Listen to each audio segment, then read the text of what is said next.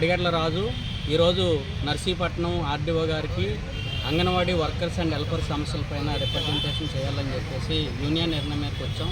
ఎందుకంటే ఈరోజు రాష్ట్ర ప్రభుత్వం ప్రజలకి అనేక సంక్షేమ పథకాలు అమలు చేస్తుంది.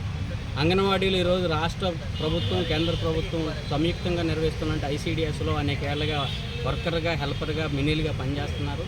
వీళ్ళకి సంక్షేమ పథకాలు అమలు చేయట్లేదు. వీళ్ళ ఉద్యోగం అనేది గౌరవ వేతనంతో కూడింది. గౌరవ వేతనం అనేది జీతం కాదు. దీనికి ప్రభుత్వ ఉద్యోగ నిబంధనలు ఏవి వర్తించవు. గౌరవ వేతనం ఇస్తున్న ప్రజలకి మిగతా ప్రజల్లాగే పేద ప్రజల్లాగే చూస్తే వాళ్ళకి సంక్షేమ పథకాలు అమలు చేస్తామని చెప్పేసి గతంలో ప్రభుత్వం హామీ ఇచ్చింది ఎన్నికల ముందు. అదే హామీ మేరకు ఈరోజు సంక్షేమ పథకాలు తల్లికి వందనం, రైతుకి ఇవ్వాల్సిన సంక్షేమ పథకం కానీ లేదంటే ఇతర సంక్షేమ పథకాలు అమలు చేసినా సరే వాళ్ళకి అమలు చేయాలని చెప్పేసి మేము కోరుతున్నాం. అదే కాదు, ఈ అంగన్వాడీ వృత్తిలో భర్తలు లేని వాళ్ళు ఉన్నారు, వికలాంగులు ఉన్నారు, ఇల్లు లేని పేదలు ఉన్నారు, అనేక రకాల పేదలు ఇందులో కూడా వాళ్ళు ఉద్యోగం చేస్తూ జీవిస్తున్నారు. కాబట్టి వాళ్ళందరికీ కూడా సంక్షేమ పథకాలు అమలు చేయాలని చెప్పేసి మేము కోరుతున్నాం. అలాగే ప్రభుత్వ వెబ్సైట్లో ప్రభుత్వ ఉద్యోగం అనే నిబంధన తొలగించాలని చెప్పేసి మేము కోరుతున్నాం. ఎందుకంటే పేరుకి ఉద్యోగం అంటున్నారు, కానీ వాస్తవంగా ఉద్యోగులకు వర్తించాల్సిన కనీస వేతనాలు, రిటైర్మెంట్ బెనిఫిట్స్, పెన్షన్స్ కానీ ఏమీ అమలు చేయరు. కాబట్టి ఆ పదాన్ని తొలగించి కామన్ పేదల్లాగే చూసి వాళ్ళకే వర్తించి ప్రతి సంక్షేమ పథకాన్ని అమలు చేయాలని చెప్పేసి సిఐటిగా మేము కోరుతున్నాం ప్రభుత్వాన్ని. అంగన్వాడీ లీడర్ నండి. మేము ఈరోజు అంగన్వాడీ సమస్యల మీద ఆర్డీఓ ఆఫీసర్ గారికి మెమోరాండం ఇవ్వడానికి వచ్చామండి. ఎందుకంటే సంక్షేమ పథకాలు మాకు ఏమీ అమలు అవ్వట్లేదు.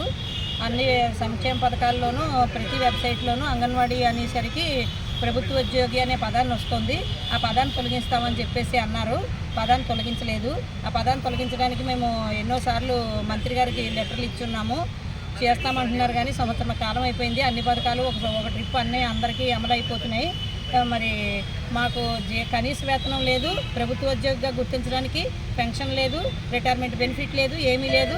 మాకు 42 రోజులు సమ్మె కాలంలో ఈ రాబో ప్రభుత్వం ఇచ్చే హామీలలో కనీసం 1-2 హామీలు కూడా పర్ఫెక్ట్గా అమలు చేయలేదని, దాన్ని అమలు చేయాలని, ఆ ప్రభుత్వ ఉద్యోగం అనే పదాన్ని తొలగించాలని, మాకు కూడా రేపొద్దున ఈ బస్సులు ఎక్కినా ఫ్రీ కానీ లేకపోతే గ్యాస్ పడితే డబ్బులు కానీ ఎకరా 60 సెంట్లు ఇలా 30 సెంట్లు ఉన్న వాళ్ళకి వ్యవసాయ భరోసాలు కానీ ఏమీ పడట్లేదండి. ఒక ఉద్యోగి అనే పదం వల్ల ఏ బెనిఫిట్ మాకు రాలేదు. ఆ ఉద్యోగి అనే పదాన్ని వెబ్సైట్లోంచి తొలగించమని ఆర్డీఓ గారి ద్వారా పై స్థానానికి పంపించాలనే ఉద్దేశం మీద మేము ఈరోజు ఆర్డీఓ గారి దగ్గరికి మెమోరాండం ఇవ్వడానికని వచ్చామండి.